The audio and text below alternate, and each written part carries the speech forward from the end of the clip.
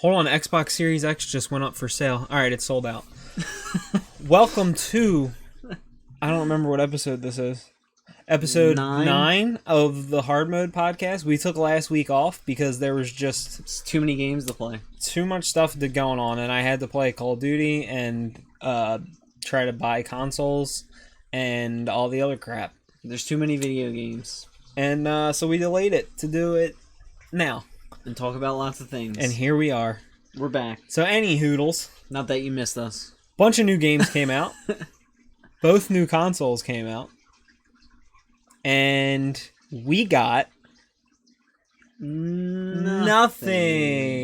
Just kidding. We actually have a PS5 coming that we happen to snag in one of the 40 drops that we were present for the minute they went for sale. We got one.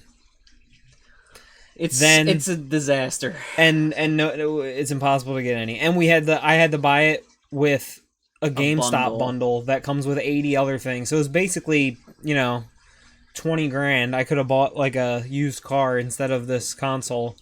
Pretty much. But I'm not going to keep most of the stuff anyway because I only want the console. I don't really care about the extras. But any hoodles, it's been an absolute disaster of a launch week or two. And somebody's got to figure this stuff out.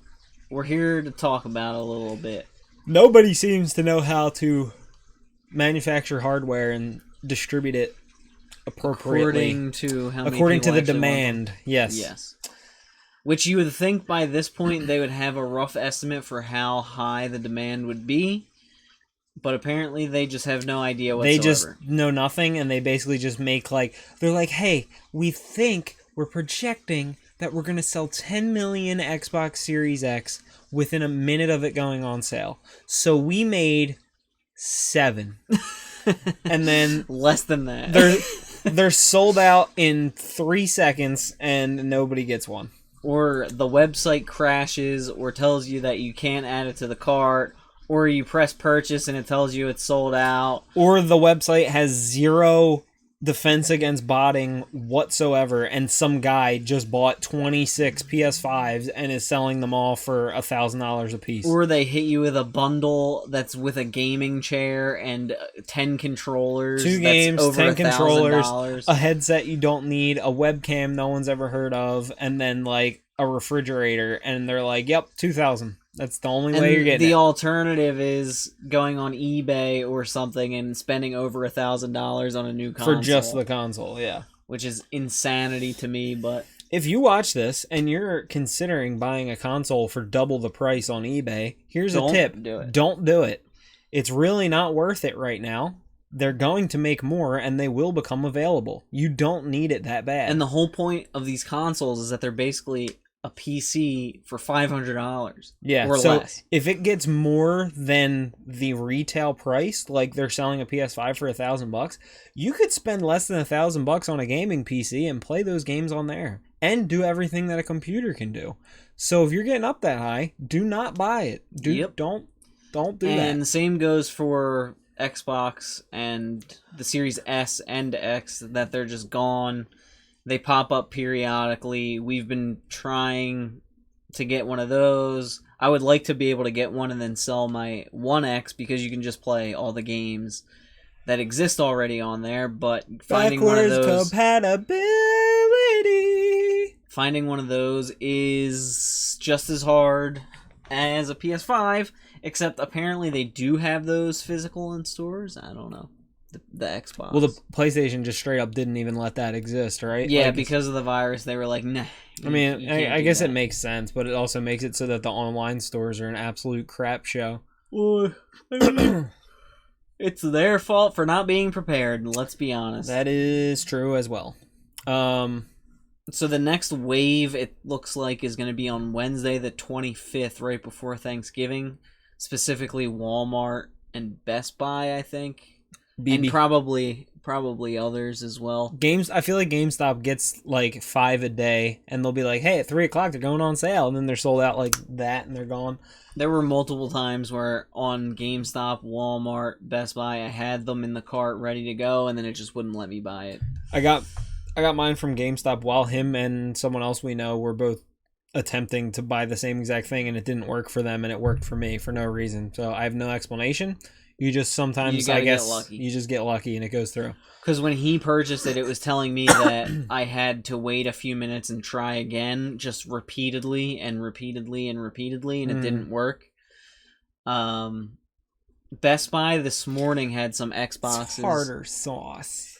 And instead of just saying like it sold out, or not that it sold out, or giving you like an error if you clicked add to cart and they weren't available, it would say we'll add it to your cart basically once we restock the website. So at one point I had one in my cart. Yeah, at one point I had one in my cart, but then it just wouldn't let me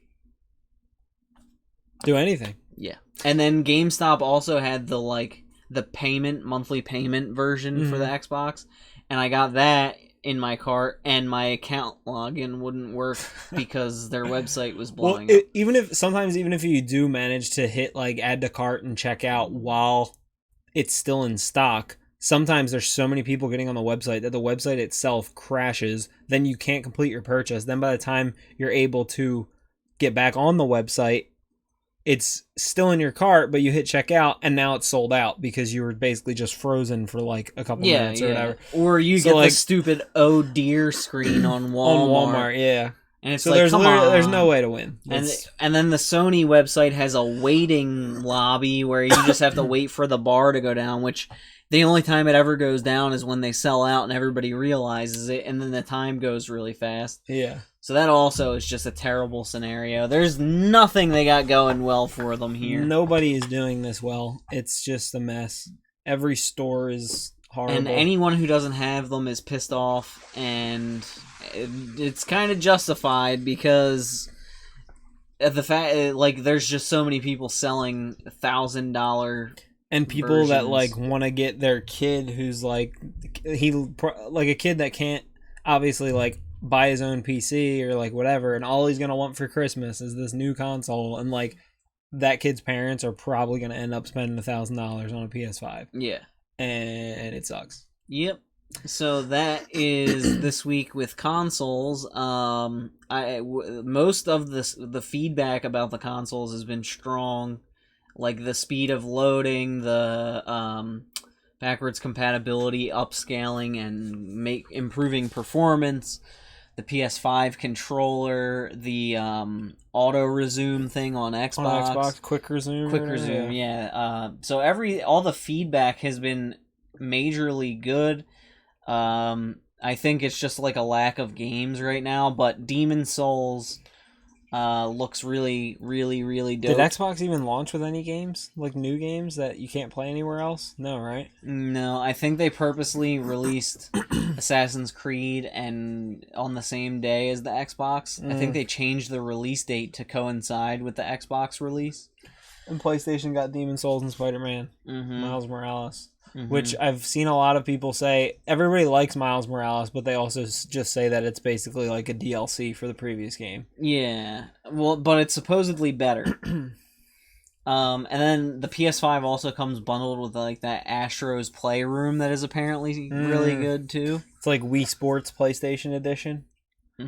Except it's not sports. It's meant to like showcase the new controller, I think. Yeah. But apparently the controller is pretty dope. And everything is readily available except for the consoles themselves. So if you actually do manage to snag one, there's plenty of games and stuff. And of course, there's backwards compatibility. So even if you don't want to buy games, you can play your old ones and it like upscales them and stuff. Pretty much.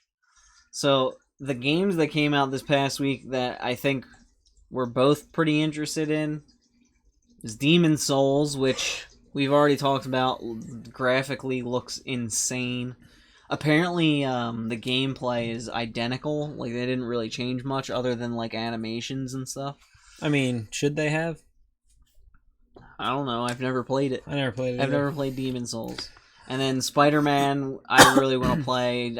It's one of those games that's, like, more relaxing. You can just swing through the city and have fun and not worry about beat somebody up. Yeah, and not worry about any stress. And then Age of Calamity, the Zelda, what is it, Hyrule Warriors. Mm-hmm. I want to give that a shot because Breath of the Wild is amazing, and it just takes place in that world with those characters, and you can play as Zelda and the heroes and stuff like that, which is really cool. Yeah, that game is interesting. I'm not like thrilled with the whole Warriors type games. I think it's fun, but it like gets old. Like it doesn't last long for me. Mm-hmm. But I mean, it's still cool. Yeah. And of course, Breath of the Wild stuff is always cool. Yeah.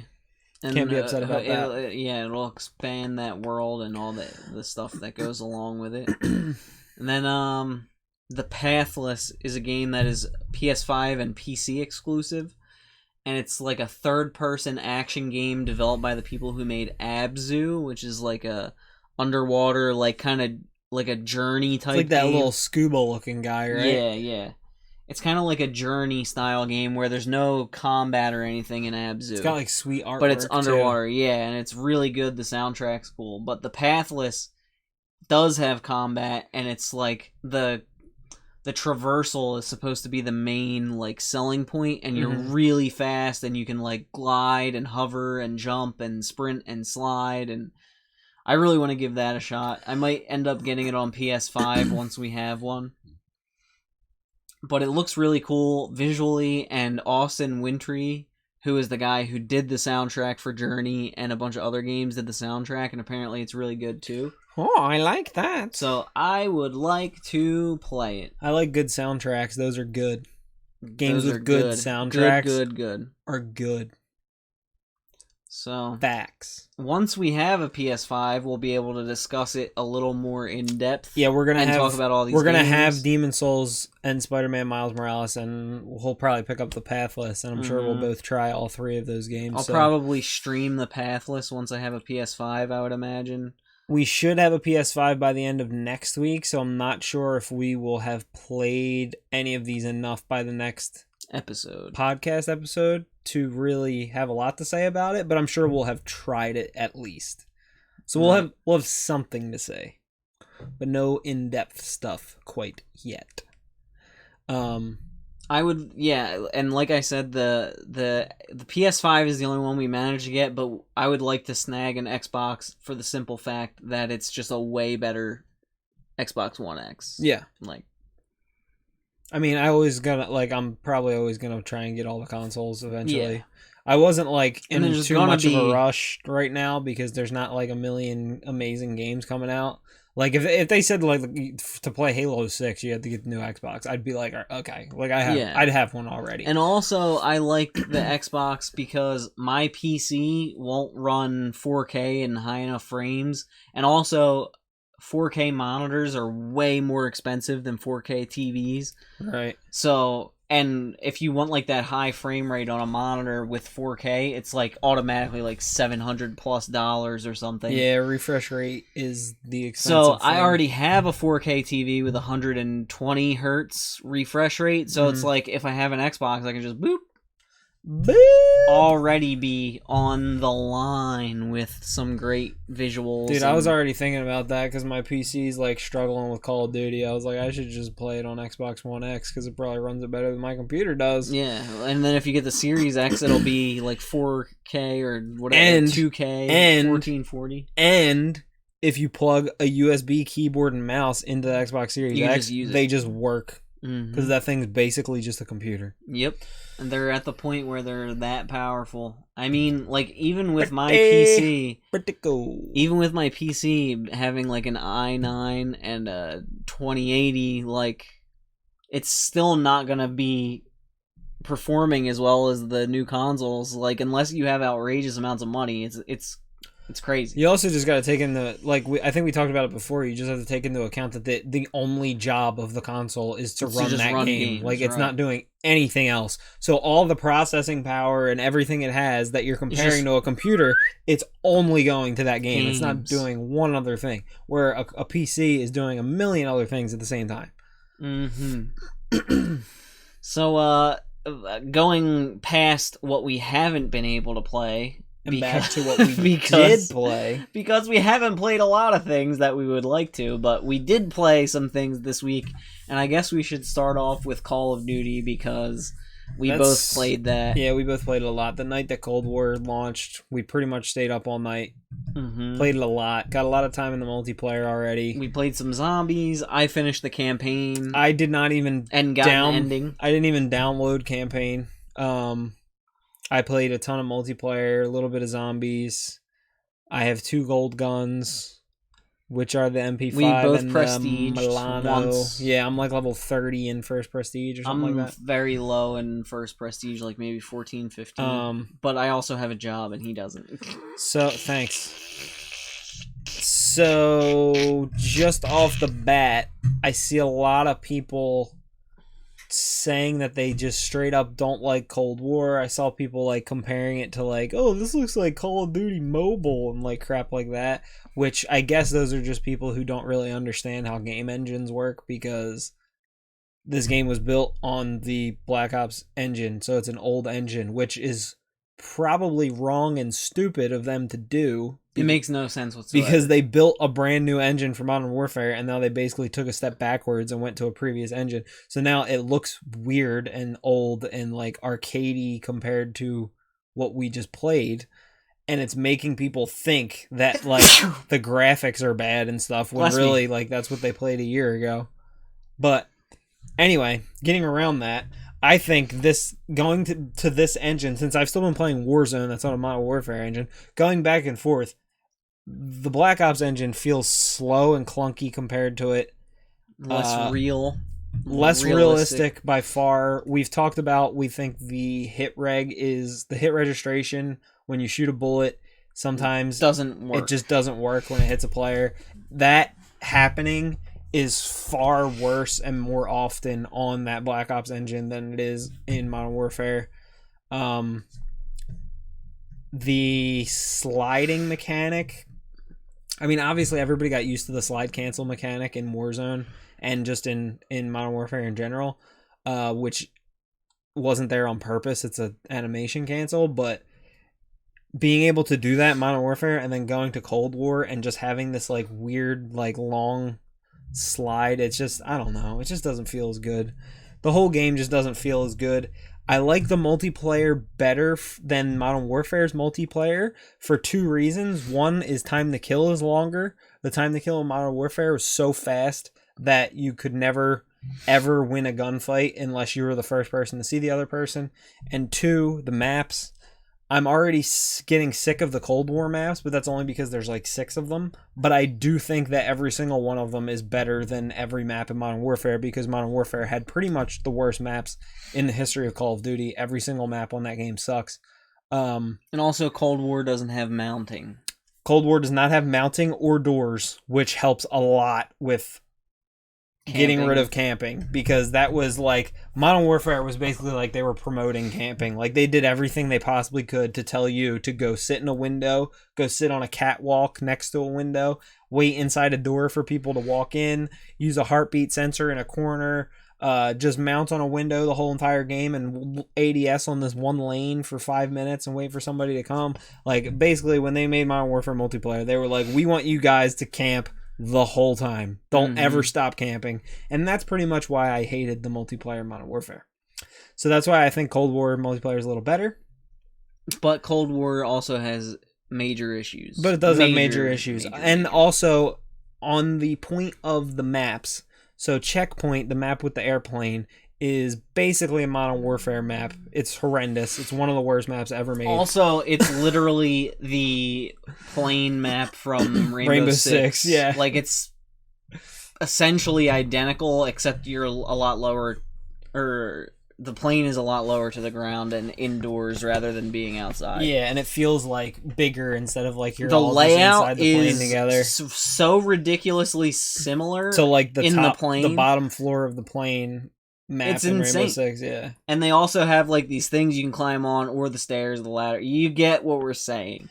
But that map sucks. That map's trash, and it is a big, like, humongous swing and a miss that they only have 6 maps at launch. There's like Nuketown and I don't know what else coming out There's this another week. one coming out, yeah. But at the same time, like we were talking about this the other day, I was looking up how many maps each game launched with, and I think it was like Call of Duty 4 after the DLCs ended up with 24 maps, but it launched with like 20. Like I think there was only like 4 DLC maps, and now we're launching a Call of Duty game with 6. I feel like 8 should be the bare minimum for a game. 6 maps is Like, nothing. Like Valorant, you get it. They're just trying to focus in on But like, yeah, exactly. replayable maps. With Valorant, it's so strategic, and like every little angle and like everything on the map is so important for the game to just work. Like if a map in Valorant or a game like that is bad, nobody will ever play it because it just doesn't work for the type of game that it is. Mm-hmm. On Call of Duty, you just need to make a decent map and make it so people can just run around and shoot each other. It's not Right. It's not like a tactical shooter. It's just And not. then you also got the MP5 that's the best gun in the game without even anything coming close. It was so broken that it outshot snipers across the whole map, but they nerfed it, and it's still broken, but it's not as broken as it was. Snipers But it is very good. Snipers are outrageously easy to use. Snipers, if you have played Cold War, you probably already know this, but you most likely have never been in a match with someone who missed the sniper shot because it's essentially impossible to miss. There's no flinch or aim punch, depending on what you call it, which is when you get shot when you're ADS with a sniper, you're supposed to, like, your aim gets thrown off. You do not get thrown off at all whatsoever. So basically, if you look at me and I look at you, this is how it should go. I should look up with the sniper, go to shoot you, I start getting shot, my aim gets thrown off, and then it would be very difficult for me to hit you with that sniper shot. How it is right now, the sniper wins. There's no repercussions. The sniper wins 100% of the time. And it's honestly, like, the spawns don't help, especially on like the desert satellite map. Yep. And on satellite, if you go out in the sand dunes with a sniper, if you're a okay to slightly above average sniper on that map in the sand dunes, you will get 20 kills without dying. It is so easy.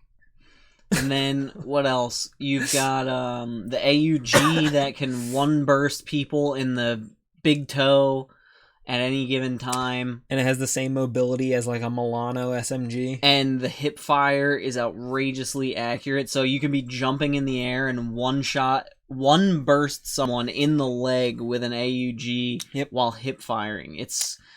And like all of these things, it just feels so bad to get killed by that. It ruins the whole game because like there's one or two guys on the other team, even like, because obviously we get slapped with like high level skill based matchmaking, so we get thrown in against like 4 stacks, 5 stacks, 6 stacks, like guys that are trying really hard to win.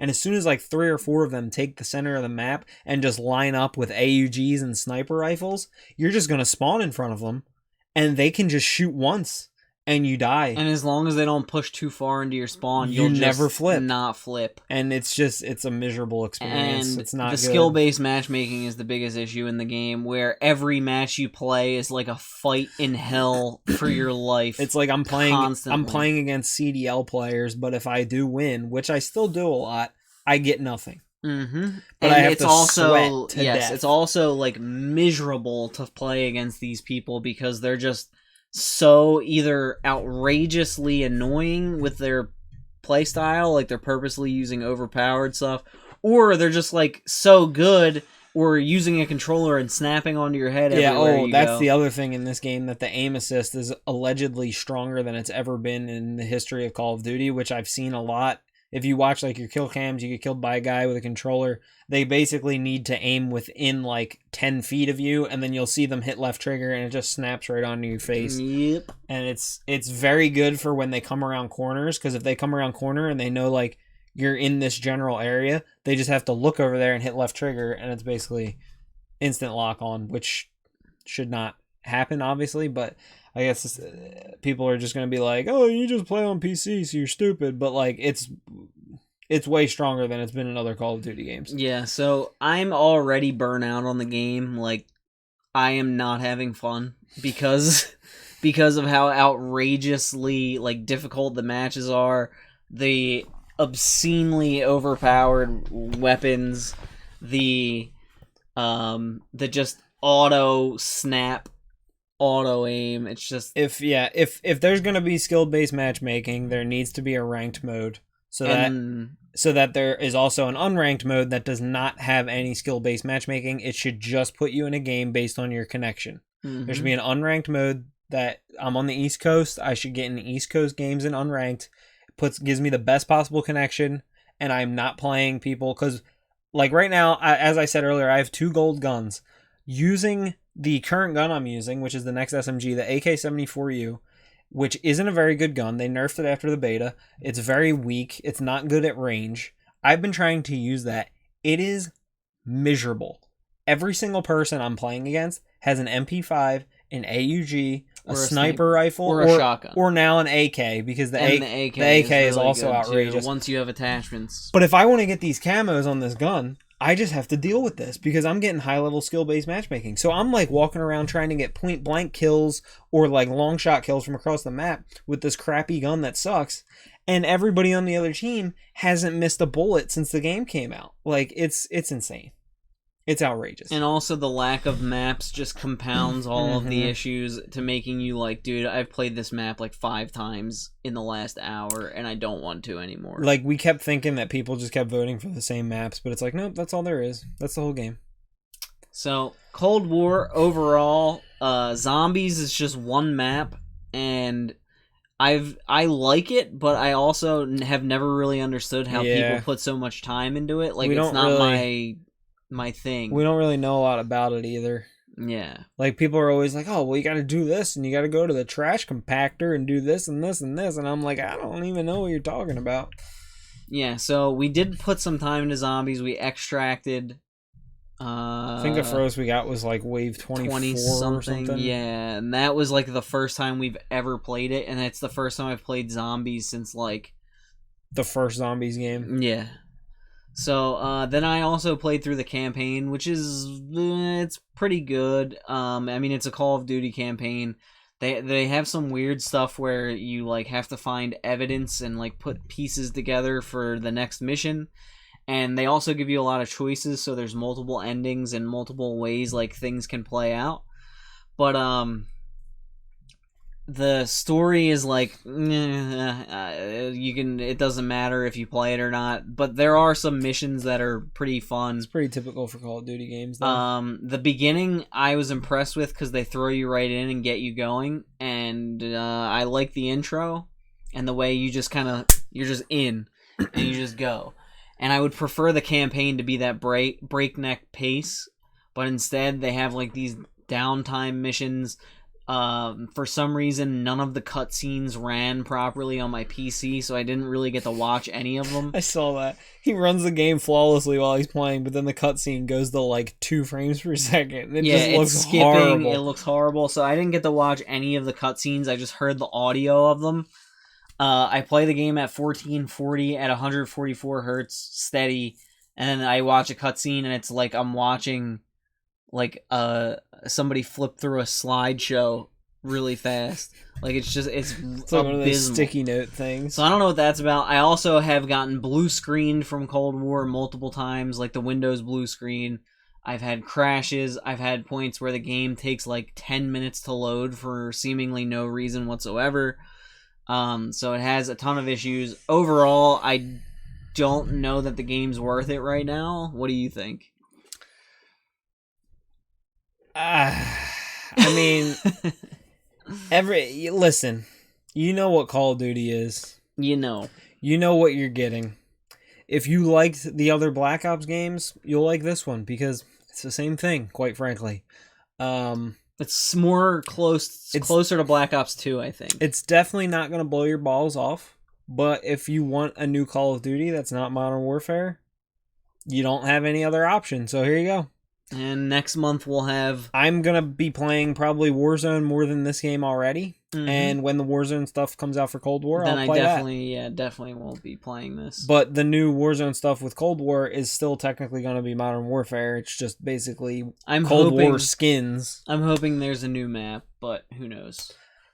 Yeah, so I honestly, like, I'm looking forward to Nuketown, and I'll probably play on that, but if I start getting the SBMM massacre on Nuketown, oh my it's gonna be there's gonna be people, the least amount of fun you can possibly imagine. They're gonna go imagine. Up. They're gonna have like 3 guys in the building looking out the window in that like bedroom, and then there's gonna be like 3 more sitting in the middle on the buses, and they're just gonna sit there the whole game, and then they're just gonna aim their AUGs at the doorways and the 2 paths on each side, and you can't even walk out of the spawn, and then it's never gonna flip.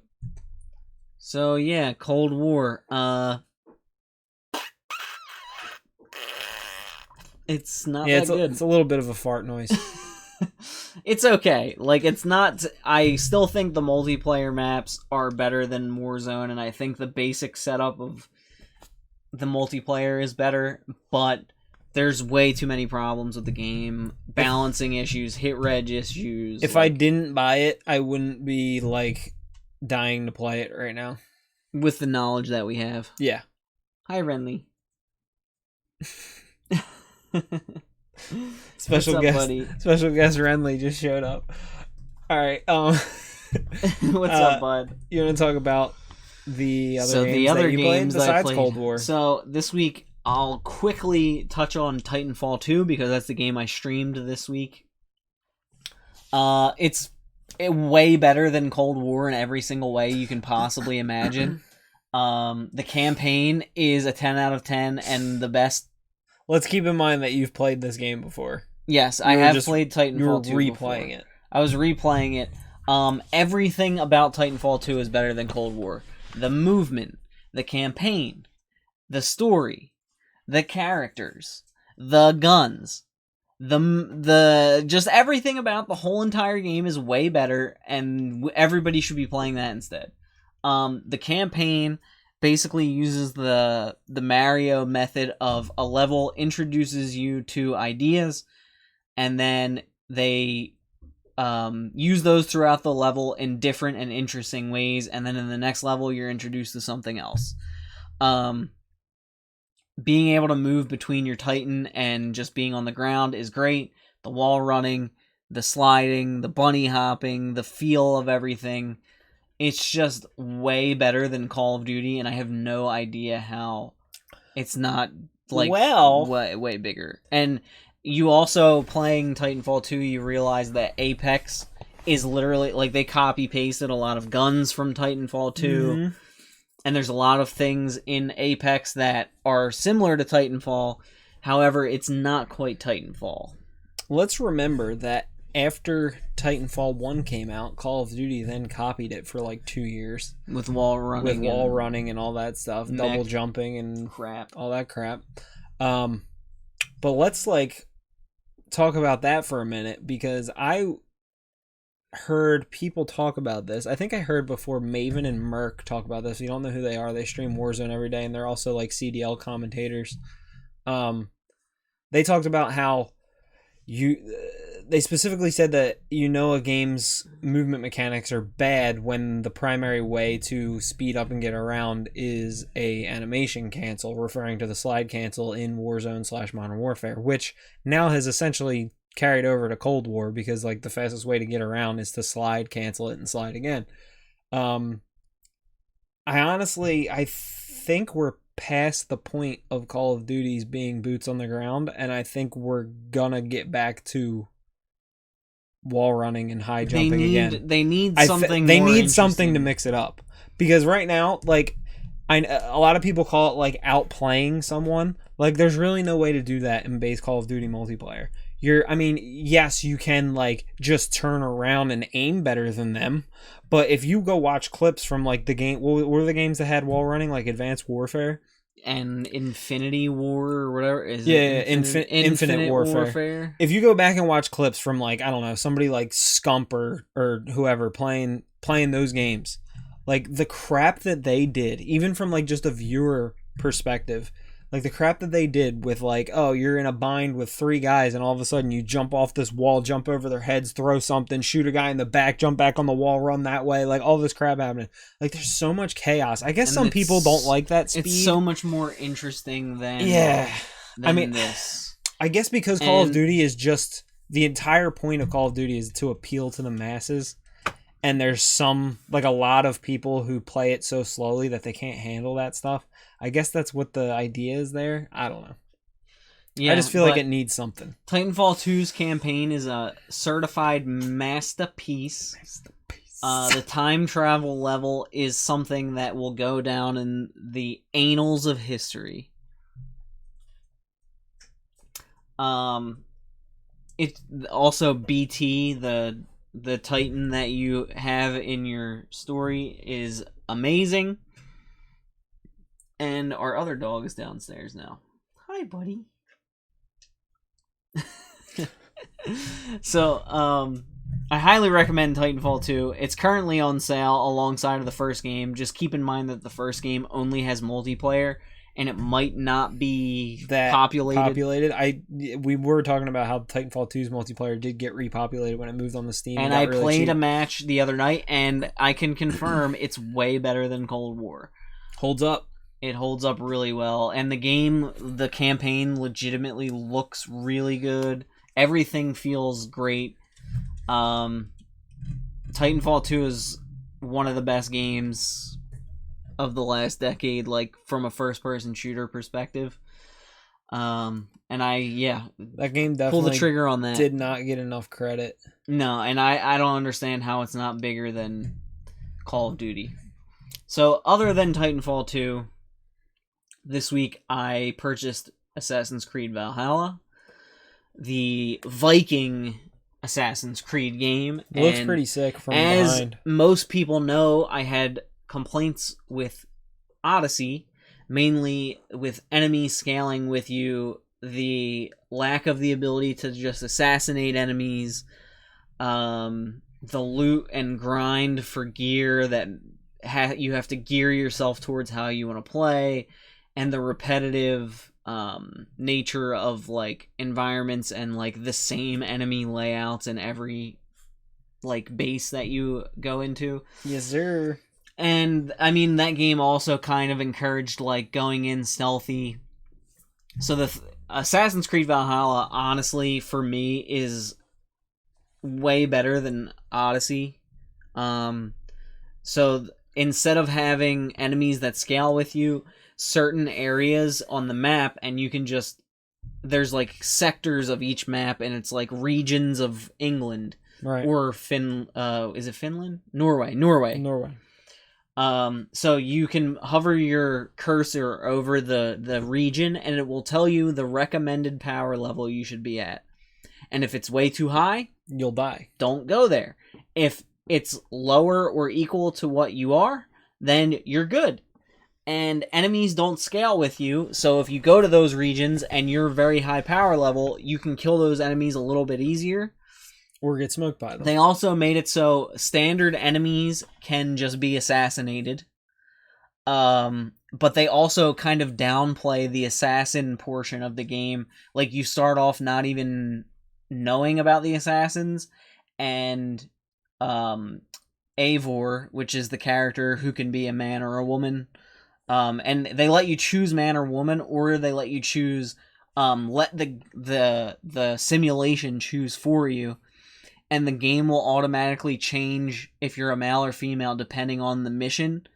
And they like tried to balance it so like you play as both, but it also kind of like feels more like relatable story-wise if you're a man or a woman in that scenario. Yeah. I've just been playing as the male because in the introduction you play as Eivor as a child, and as soon as I saw him and like played as him, I was like, oh, this is a dude. And I can't picture that character as a woman at all. So I've just been playing as a guy, but I'm not saying like it's wrong to think it's a girl. It's just the way I perceived it, I was like, it's a guy. But yeah, there's still loot but I feel like it plays much less of a factor, and you can also upgrade things on the fly instead of having to go to like a blacksmith or whatever. And instead of leveling up, you have a power level, and then like completing certain quests or leveling up gives you attribute points that you can just plug in, and all of the points basically are geared towards like your assassin skill, your combat skill, or your ranged like bow skills. Mm. And in the combat, you can dual wield, or you can use a shield, or you can use a two-hander, stuff like that. And then parrying basically lets you get some executions. Usually like the bigger enemies you can execute as well. The executions are awesome. This game did something that I said Ghost of Tsushima did in my video and in one of our podcast episodes, where it basically is like, you should go in and just murder everybody. And literally in this game, you can press a button and start a raid where you and like 25 Vikings just go in and just start killing everybody. You burn all their houses down. You steal all their stuff. And that is, to me, a bit more fun than trying to stealth in Assassin's Creed, especially when Assassin's Creed didn't have a freaking crouch button until like very recently. So the stealth in past games was abysmal, to say the least. Like, it's just not a fun time to try and sneak sometimes, because they want you to use the crowd to blend in or get up on a rooftop, but sometimes you just want to crouch. You just want to hide behind stuff. It was so focused on like using those weird mechanics, like jumping into a haystack or hiding in a crowd or whatever, instead of just allowing you to physically hide. But hiding in a haystack is not interesting. Like, hiding in a haystack and going, like, that's not fun. You're just sitting there waiting for an enemy to walk over. It was like a cool thing in like the first game. Yeah. You were like, oh, that was cool. But like, it's not anymore. You gotta move past that. That got old. So, I really enjoy exploring the world. The game looks amazing. The music is really, really good. So far, all the voice acting and sounds and everything sound really good. I like that they kind of took a Breath of the Wild approach, how there's always something to see throughout the world, and there's like little puzzles to solve to find like wealth and gear, and the side missions are like very quick for the most part, rather than having like these huge branching storylines with side quests.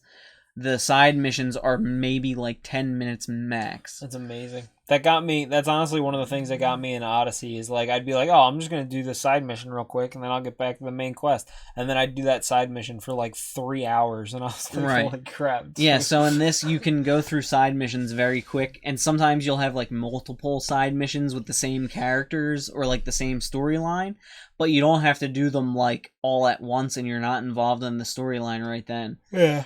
And so overall, I think Valhalla is an improvement over Odyssey. I really like Odyssey. To me, is like a 6 or 7 out of 10, even though it has this huge world and a lot of content. Is too grindy and repetitive, like extremely repetitive. I think Valhalla fixes a lot of the issues. I think the repetitiveness is something that's been plaguing Assassin's Creed since the beginning, and they just haven't found a way to. And another problem I had with Assassin's Creed is, to discover new islands, you essentially had to get in your ship and sail for like 20 minutes straight to get to an island. And in this game, you just have rivers flowing throughout the land. So you're just basically sailing up a river and getting to your next objective like relatively quickly. Dude, they always want to make it like the world to scale, so it's like realistic. And then in practice, it sucks. It's boring as hell. Yeah. So now you just have like a small rowboat with a sail, and you can basically sail your group of Vikings and start a raid or just jump out of the boat. And one thing I think is hilarious is that, say, Eivor, you, the player, jumps out of the boat and get into a big fight, and your Viking team that's sitting in your boat sees you get in the fight. They'll just be sitting in the boat pulling out bows and like shooting arrows at the enemies you're fighting, but they don't actually get out of the boat, and it's amazing. Like, it's pretty funny. My main complaints, the AI is downright moronic at times. there's a bunch of bugs, and I've run into a few where things won't go where they're supposed to, doors won't open right. There's like those things that you can drag to move out of doorways, and they just get glitched. There have been times where so basically the map marks places where there's treasure to loot, and sometimes the loot will be like loot on an enemy that you have to kill. Sometimes that loot just won't drop and you can't get it, and you have to go back and kill the guy a second time, which is like, it doesn't make sense. And then also, say you're just exploring and you find this town and you go in and you just rip everybody. There are certain like buildings and doors you can't get into unless you're raiding, or there's like a story mission involved with that. So like, you can go kill everybody in that town, but then if there's a mission for that town, you can't get everything until you get to that mission, which is like stupid. It's stupid. It's stupid. It's stupid. Is it stupid? It's stupid. Okay. So like, I would like there to be the freedoms for me to just say right from the beginning, I'm going to this town, I murdered everybody, I looted all the treasure, and then later when the mission comes up for that town, I can say, did it, son, like, don't worry about it, it's already done. But no, you just have to do it a second time in a scripted manner, basically. Like, they want you to do it the way they want you to do it, and not any way else. Which kind of takes away the whole open world thing. Yeah, and it's less immersive. It doesn't feel like you have complete freedom, like it has to be done their way. But with that being said, it's nowhere near to the point of like Red Dead, where if you step out of line, you're automatically done with the mission. You messed this up, Walter! Or what's his name? Arthur. Walter. Pew, screw you, Arthur! You took 3 steps sideways! Yeah, so, I like the game personally. I think the music is great, and I think just going in and chopping people's heads off and being a Viking village has never been a bad thing. Mm-hmm. It's fun. With that being said, if you're burnt out on open world games, I can't say that this does anything like mind-blowingly different. It kind of takes things from previous Assassin's Creed games, like the sync points, the treasure chest, and then there's also like books you can find that give you new abilities. The abilities are pretty damn cool. Like, I got a harpoon that I can throw in somebody, and then they're attached to a rope, and you can like drag them around and throw them around. That's pretty sick. I have another one that I can charge an enemy, and if you grab them, you just keep running, and you can like run them into a wall. You can run them into spikes. You can run them off a cliff, and they just die, and stuff like that. And then also, if you knock an enemy on the ground, you can just stomp on them. Like, instead of just attacking them while they're on the ground, you just walk over and jump on their head and stuff. It's pretty cool. So there's a lot of cool executions and animations when you kill people. But, I mean, it has the formula of Assassin's Creed, but they've definitely changed it so there's more of a focus on just going in and murdering. And they've pulled back Which is good. Yes, they've pulled back on the grind for things. You can level up a lot more quickly in this game by performing tasks, and overall, I like the game. I think it's pretty fun. I so far have been in like 3 or 4 regions. I've just about 100%ed 2 of them. I haven't played it yet. I'm missing like 2 things from those regions. I was actually considering waiting a while for like a slight price drop and making that like a PS5 game. Yeah, because I feel like that's a really good like just lay down on the couch and play it type game. And the other thing is, with all that being said, it is perfectly viable to play stealthy if that's how you want to play. Like, you get the hidden... You're just not forced to and punished for not doing it. Right. So, in Odyssey, Cassandra doesn't even... Or Alexios, if you play as the dude, but Cassandra's better. See? In Valhalla, I like the dude. In Odyssey, I like the girl. Anyway, Cassandra and Alexios don't even get hidden blades. B.A. in Odyssey. Yeah, she was awesome. And she murdered people. She took no crap from anybody, and it was great. So, she doesn't even have hidden blades. She just has the spear of Leonidas or whatever. And so Full spots. yes.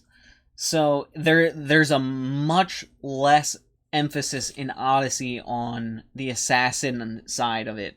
And I even say in my most recent video, why does it even have Assassin's Creed in the title other than for marketing purposes? Because it has nothing to do with... It's just a brand name at this point. Mhm. It's not... So in Valhalla, there actually are legitimate assassins, and they give Eivor a hidden blade, and they teach you about the mechanics of assassinating people. Does And the same studio make every Assassin's Creed? No. There's multiple studios? Yeah.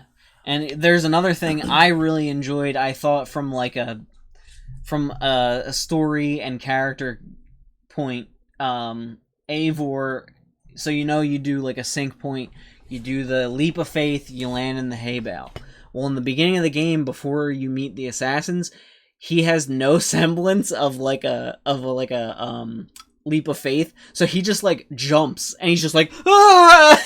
Like, it's great because like, Aim for the bushes. yeah, he aims for the bushes. So I thought that was really good that like before he is an assassin or knows the assassins, he just jumps like a lunatic. That is, now that you say that, that is something in like the first game when like you're going into the Animus and like you don't even know you're an assassin, and then when you like get to that side, you're just like doing perfect like majestic swan dives into the head. Yeah, and they don't really talk about why you do that. So in this game, there's legitimately like a story point where you learn about the leap of faith.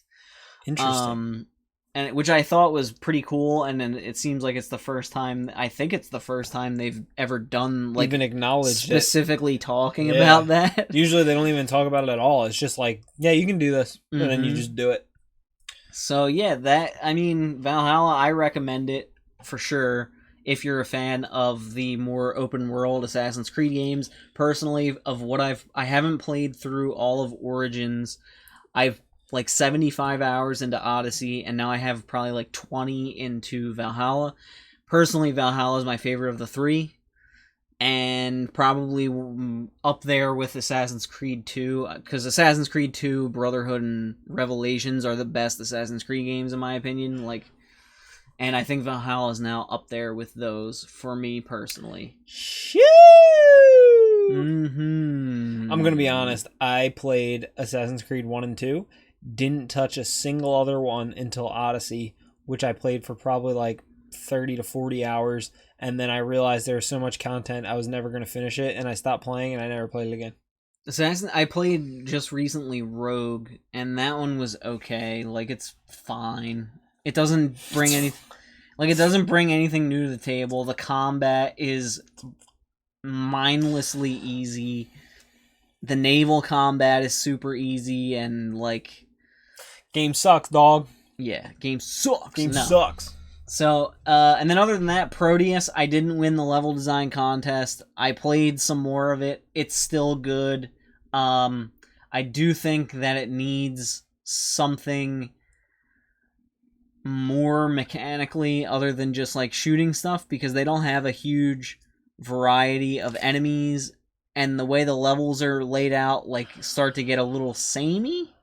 Now, when you say it needs more than just shooting stuff, are you saying that because of the game, or are you saying that because it's not Doom Eternal? It could be both. No, because when you go from grappling onto someone with a super shotgun and everything else you can do in Doom Eternal, a game that's kind of like Doom might feel a little bland. Yeah. I still think Proteus is a great game, and I highly recommend it if you're into first-person shooters that are like the classics. But I do feel myself thinking like the levels aren't necessarily paced extremely well. Also, I mean, I don't know. I can't like rip into this guy, but like I feel like the levels, the only thing is the combat. There's almost no downtime whatsoever, and you either walk up and press a button or you shoot things, and that's it. And it's fun, but also it starts to like feel the same because it's not broken up and it's all just yeah. And each level, you like basically there's a Super Mario World style overworld map, and then you choose a level, you go into it, and you basically go through it, and basically each level has the same like arc of you start the level, you kind of see the layout, and then you have to find keys or switches or whatever and navigate the area. So, I mean, that's my first time complaining about that game. I still really like it, and also the level editor is sick as hell, but... Yeah, it's cool that that's included still. Yeah, so that's what I played this week. I also bought, because it went on sale, the Avengers game, so I'm going to check it out and be able to talk about it next week. From what I've played, I am not impressed, but we'll see. I'm going to put a little more time into it, and if I come back next week and say I refunded it, you know why. Well, there you go. So basically the intro is very slow for the beginning, and then they kind of throw you into playing every Avenger before the introduction ends. Yeah. The combat is like okay. The Hulk being able to pick somebody up and slam on the ground like he does in the movies is hilarious. So there are some positives to it. Isn't like every hero just completely OP? I don't know. I feel like they would... I just started. I don't know. I don't know. It might sound like a really stupid thing to say, but I feel like when you're fighting just regular enemies, like I know you do in that game, like you just fight like guys with guns or like just regular old human beings, like it's not even a contest. Yeah, but that's the thing, and I think that's a complaint that a lot of people have with the game. Like, you can take damage really fast, and you're just a superhero, and it makes no sense. Doesn't make sense. Yeah, so like, there's this guy on YouTube, White Light, who just put out a video talking about Avengers, and he was literally saying, like, when you're playing as Iron Man, you can, like, get shot out of the sky, like, with one bullet for just reasons. Even though you're Iron Man. Yeah, even though you're Iron Man. That's why a Batman game works better than a Superman game, because Superman, what's gonna happen to you? Yeah, there's no... Like, literally nothing can hurt invincible. Superman. Like, what... And the only thing that kills him is kryptonite, right?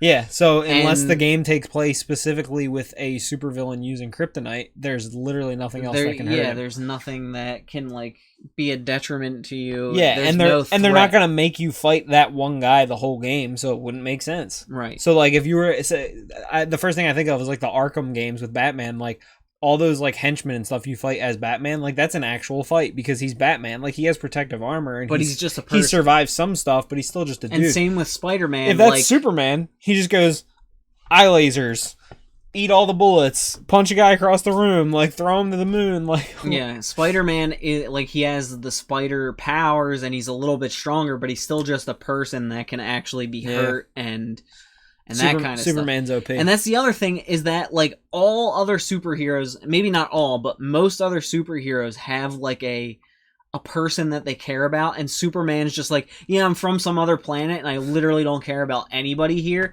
So it's not even like he cares about Lois. Yeah, but there's not even like the villain can't like kidnap somebody. Yeah, like outside of like Lois Lane, or like if they do it in a way that like his parents like from Earth are in the game, there's really no other story they could do. Right. So, yeah. I don't know how did we get there? You talking about Avengers, us talking about how everyone dies in one bullet, even though they're superheroes. Yeah. So I'm not saying it's a terrible, straight up terrible game, but I need to put some more time into it before I I make any decisions. Thor should take more bullets than my character in Call of Duty. Like that's what I'm saying. Right. So far the story has been nothing short of cringe worthy. You know the girl like Kamala Khan or whatever, like the little girl, her like dialogue, and it's just awful. Like it's bad. Like in the beginning. So this doesn't spoil anything. This is like the intro to the game. Basically, she is part of the resistance because people don't like superheroes after the intro of the game. They're mad at them. So this girl is trying to like join up with the resistance, And so she like Googles the Resistance or whatever, and then she like clicks a link and goes to like a Reddit-esque website, and then she like scrolls down on Reddit and somebody's like, you want to join the Resistance, click here, and you're It's just like an ad. you're like, oh my goodness. And then it clicks in and it says, if you want to be a part of this, like click this link and guess the password. And dude, it's so bad. Dude, you just it's know. so bad. You just know that there's some like super like boomer designer that came up with that whole going on the computer and finding it that way, because nobody that's like, you know what I mean. So no, listen. So they say get onto this website and you'll like get access to something.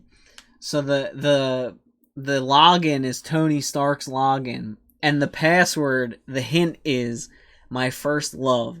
So obviously she puts Pepper Potts and it doesn't work. And she's like, ah. And then earlier, also, this makes no sense. In the intro, she is in like the Avengers Day thing and they have all this Avengers stuff, and she picks up Tony Stark's like proton glove thing that can shoot stuff. And she's like, Tony Stark says this was his first love. And I was like, oh, okay. So, like, they set that up so that you know the password. For this password. Right. And then she puts that in and it doesn't work. And I was like, then why say that? Yeah. So then, you're not going to guess this, and it's the worst thing I've ever heard in my entire life. Guess what the password is? Jarvis. No. It's something that Tony Stark says. I have no idea. I am Iron Man is the password. That's his first love? Yeah. Like, and that's how you hack and get into the Resistance. You have to guess the password, I am Iron Man. And I saw that and I was like, I am so embarrassed for this. Do you manually type something? No, like it's a cutscene. She just does it. It's a cutscene. And the whole time she sits like this. She's like, and she like bites her lip trying to think. And then she looks... I was going to say, I wonder, because like your first instinct would obviously be Pepper Potts, but I wonder if like the first time you fired up the game, if you just typed in yourself, I am Iron Man, like what would happen? Like, so the cutscene is basically like she goes, oh, Pepper Potts, and then she types it in, and it doesn't work. And then she's like, and she, for some reason during this cutscene scene, she just keeps biting her lip to show that she's thinking. She's like, So she looks at a poster on the wall, and she sees on her shelf, she has one of the Tony Stark Iron Man gloves. She's like, oh, I already talked about this in the previous scene. I type it in, doesn't work. And then she's like, and she bites her lip for a third time. And she looks at a poster on her wall, and it's just a picture of Iron Man that says, I am Iron Man. She's like, no, Tony, that can't be it. And then that's literally the cutscene. I don't understand why. So like, no, just I'm putting myself in her position. If the hint for the password is my first love, and I look at a poster and it says I am Iron Man, I would not for a second think to you write would just I am guess Iron Man. Iron Man. I would just write Iron Man. I would not. I would never write I am Iron Man. And if Iron Man didn't work, I would just go, okay, it's something else. I am not joking when she reads the I am Iron Man poster and she's like, Tony, come on, no, this can't be it. And then it is. And I was like, dude, this is horrible. Dude, so rough. That made me cringe beyond belief. Like, I thought that was so bad. And but I mean, throwing people as Hulk and Black Widow is pretty fun to play with. Flying and shooting with Iron Man's pretty fun. I liked being able to throw your shield as Cap and just like mow people down with it. So like, it's not just. I mean, being those characters in under any circumstance is going to be fun.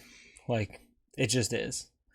Yeah, like getting to beat people up as them is fun, no matter what. So, but obviously, there's the complaints about the loot and the leveling and the grind. How it's like Destiny, but you're a superhero, and for some reason you need gear, but there's really no visual changes to anything, and all this stuff. It's such a shame that these companies get access to like make an Avengers game. Like, you have those characters and the ability to make such a cool game, and then you just blow it. You make it a looter game. So I'll be able to talk about that more in depth. But if you heard what I just said about that opening, like, cutscenes type stuff, and you're like, wow, that sounds terrible, then I don't know if it gets better from there. But I will say that that was some of the worst writing I've experienced in a video game in recent memory. And from like a high level, like Well, Crystal Dynamics and Square Enix, like, that's really, like, even with me just telling you that, how do you feel? Like, it's I don't like that. I don't like that at all. I never really had interest in playing that game. I honestly watched gameplay of it like when it first came out, and I was just like, meh. Like maybe if it became $5 one day, I'd buy it. Yeah. But Well, my problem is every game that comes out, I want to play, whether it's good or bad, because I want to be able to talk about it, and I want to be able to see, like, what makes it good or bad. yeah, I saw a lot of people complain about the loot and all that stuff, but also the level design, so I'm looking forward to seeing the bad levels, honestly. very interesting. But yes, I'll talk about that more next week. Hopefully by the next episode we'll have a PS5. And we'll talk about some other games. I think this We week certainly will. this week on my stream I'll be playing something new that I haven't played before, so I'll be able to talk about that. And I'm working on formulating ideas for a new Prodeus level that I can make. But in the meantime, we're going to keep playing video games, and it's going to be great the whole time. Yeah, I'm probably gonna be streaming Warzone, mostly with some Cold War mixed in. All this week, going in the next. I stream every night, pretty much during the week, starting around 9 o'clock, usually until whenever I get off. I might try and get some early morning streams in this week. I might try to test that out, but we'll see. He's going to man up and be able to wake up early. Yeah, it's hard when you get laid off and then you don't have to get up early. Getting up early, so Oh, wait! There's PS5s up on the website, and they're sold out. happened again, twice in one episode of the podcast. It's rough around here. That's it for us. I think that's it for this week. All right, this was episode 9 of Hard Mode Gaming Podcast. We'll be back with more. You can find me on Twitch and all social media at Mitsofting, and him on Twitch and all social media at RedSawQ4. I'm Dan and he's Tim. And we are great in every single way. Hey, be sure to like and subscribe. Like and subscribe to the video and Please. the YouTube channels. And we'll see you next week for another episode.